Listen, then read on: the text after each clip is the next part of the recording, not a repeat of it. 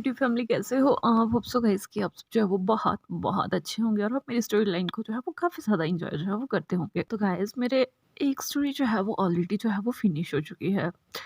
तो कल इसीलिए मैंने अपडेट जो है वो नहीं किया था और ऊपर से मेरा जो तबीयत है वो भी कल काफ़ी ज़्यादा ख़राब था।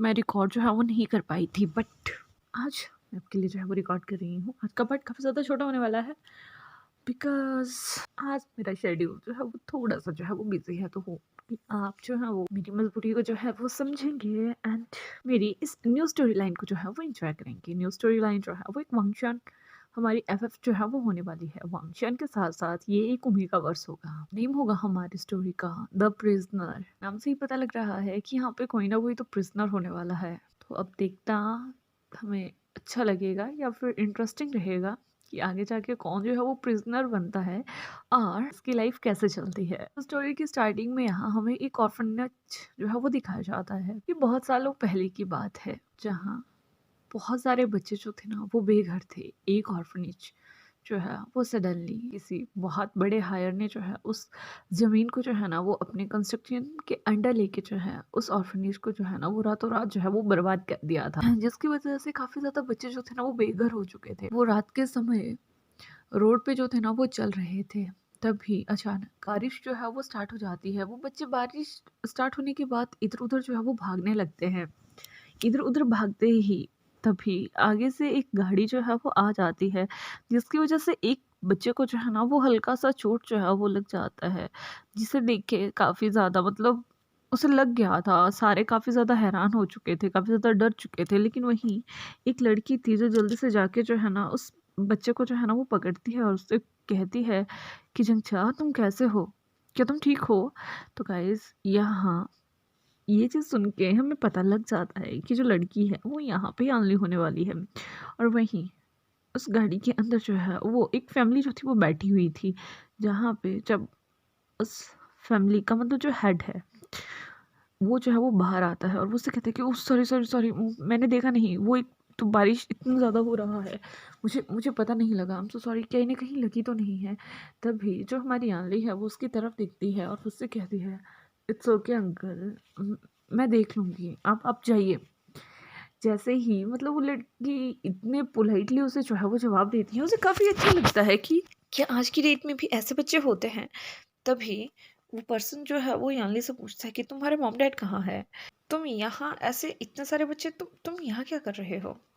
तभी हमारी यानली जो है उसे बता देती है कि उनका ऑर्फनेज जो है वो तोड़ दिया गया है और उन्हें इतनी रात के वहाँ से जो है वो बाहर निकाल दिया गया है। उन्हें उनका कोई भी सामान लाने नहीं दिया है और उनके साथ एक छोटा सा बच्चा भी है। और वहीं दूसरी साइड जो हमारी यानली है वो अपना हाथ जो है वो गिर देती है। जैसे ही वो पर्सन जो है दूसरी साइड देखता है तो वहाँ एक बेबी जो है ना वो एक दूसरी बेबी के साथ जो है वो खड़ा हुआ था। देखने के बाद जो पर्सन था उसे काफ़ी ज़्यादा हर्ट होता है और वो जो है उन बच्चों को कहता है कि तुम यहीं बस स्टेशन के पास जो है ना वो खड़े होकर मेरा वेट करो, मैं कुछ देर में जो है वो आता हूँ।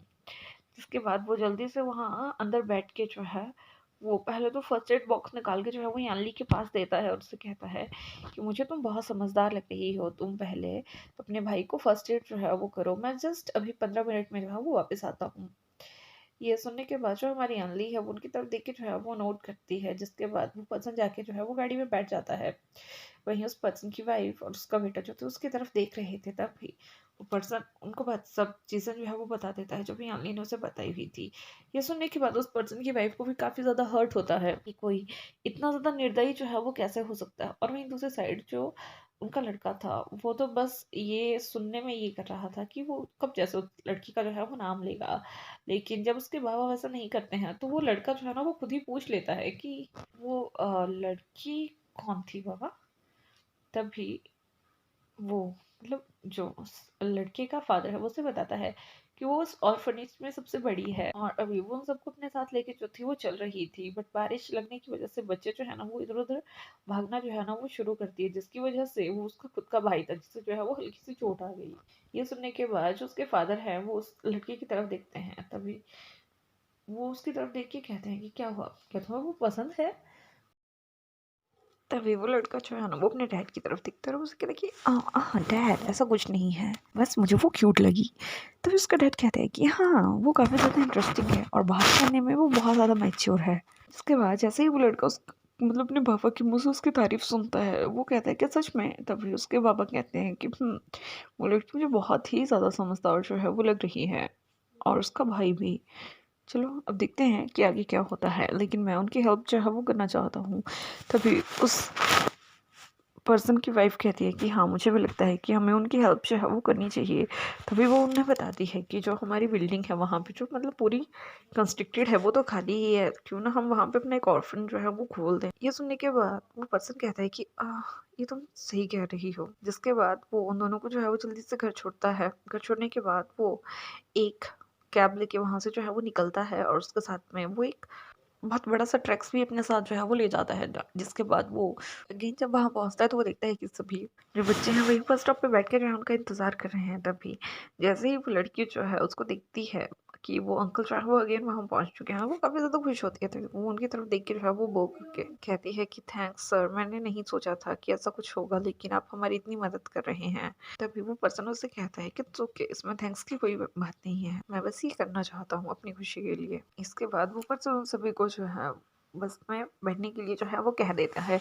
जिसके बाद वो सभी बच्चे जो है वहाँ बस में जाके जो है वो बैठ जाते हैं और यानली जो है वो बहुत आराम से अपने भाई जंगचा को और उसके बाद उस दूसरे क्यूट से बेबी को जो है वो अपने साथ जो है वो उस बस में जो है वो आखिर में जो है वो चढ़ाती है। और इसके बाद वो पर्सन जो है उस गाड़ी को लेके जो है और अपनी कार में बैठने के बाद उस अपनी बनी हुई बिल्डिंग में जो है वो चले जाते हैं। जैसे ही वो वहाँ पहुँचते हैं तो यानली जो है वहाँ पढ़ती है जिन ग्रुप।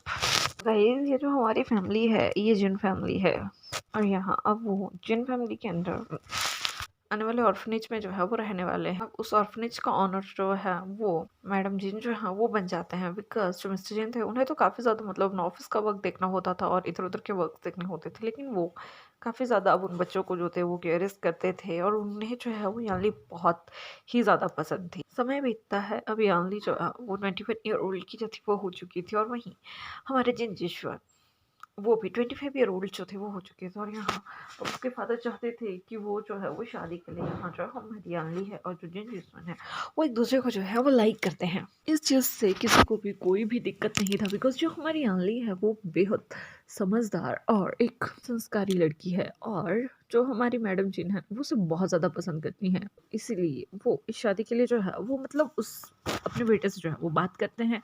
अब फिर इसके बाद वो सभी जो है उस शादी के लिए जो है वो रेडी हो जाते हैं। इसके बाद उन सबका जो है वो मतलब उन दोनों का उन दोनों का जो है वो शादी करवाया जाता है और अब जैसे ही उन दोनों का जो है वो शादी हो जाता है, मतलब हमारी अनलिक का शादी जो है वो जिनजिशन के साथ हो जाता है। तो जिनजिशन के जो डैड थे वो जो है उस ऑर्फन का ऑनर जो है ना वो अभी अनली को बना देते हैं।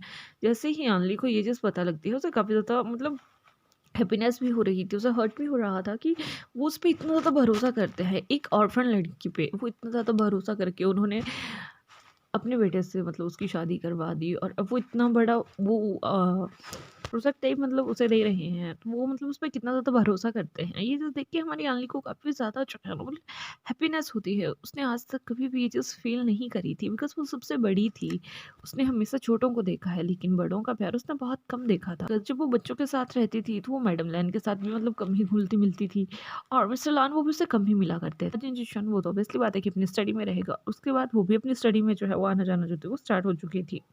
जिस कारण उसका इतना ज़्यादा इंटरेक्शन जो था वो बड़ी अपने मतलब बड़ी उम्र के लोगों से जस्ट लाइक फैमिली मेंबर्स हमारे होते हैं उनके साथ नहीं था। बट अब वो बहुत ज़्यादा खुश थी। वहीं दूसरी साइड हमें दिखाया जाता है हमारा विभूषण।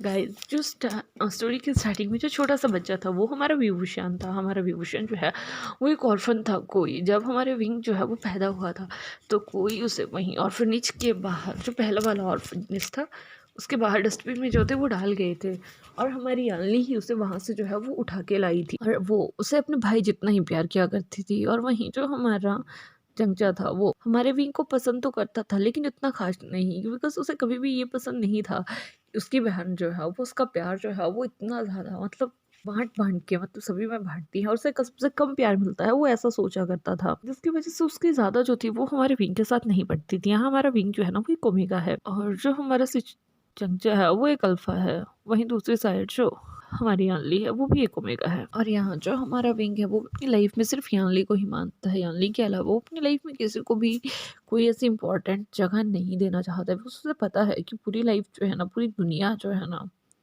वो मतलबी है और इस मतलबी दुनिया से तो ऐसे ही अच्छे हैं। ये सोच जो है वो हमारा विंग जो है वो हमेशा से रखे हुआ था। और वहीं दूसरी साइड का हमें सीन दिखाया जाता है लान फैमिली। लान फैमिली जो है ना वो बहुत बड़ी तो नहीं है, लेकिन हाँ, वो एक क्यूट सी जो है वो छोटी-सी फैमिली है। वहीं हमारे लांसी चैन, लान वांगजी, लान खुरैन और मैडम लैन, मतलब लान खुरैन और मैडम लैन के जो है वो 2 बेटे हैं। बड़े बेटे का नाम जो है वो लांसी चैन है और छोटे बेटे का नाम जो है वो लान वांगजी है। लान सीजैन जो है वो एक ओमेगा है और वो जो है वो एक बहुत बड़े एडवोकेट हैं। और वहीं दूसरी साइड जो हमारे लान वांगजी हैं वो एक डोमिनेंट अल्फा हैं और वो एज अ कमिश्नर जो है वो जॉब कर रहे हैं।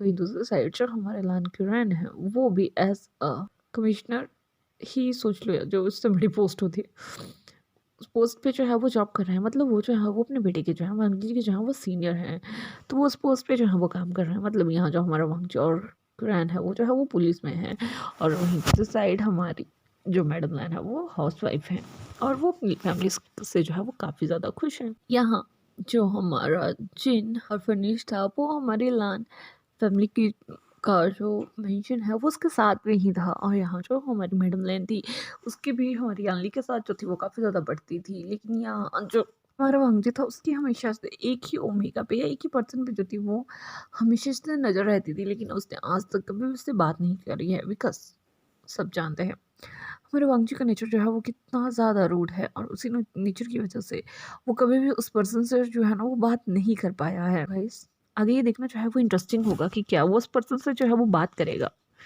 और कौन जो है वो प्रिजनर होगा। अगर आपको लगता है कि आप बता सकते हो कि कौन प्रिजनर होने वाला है तो आप प्लीज़ मुझे कमेंट में जो है वो बता देना। मैं आपके कमेंट्स का जो है वो वेट करूँगी। और अगर आपको मेरी स्टोरी जो है वो अच्छी लगेगी तो लाइक कीजिएगा, कमेंट कीजिएगा, शेयर कीजिएगा एंड अपना जो है वो ध्यान रखिएगा। Bye bye.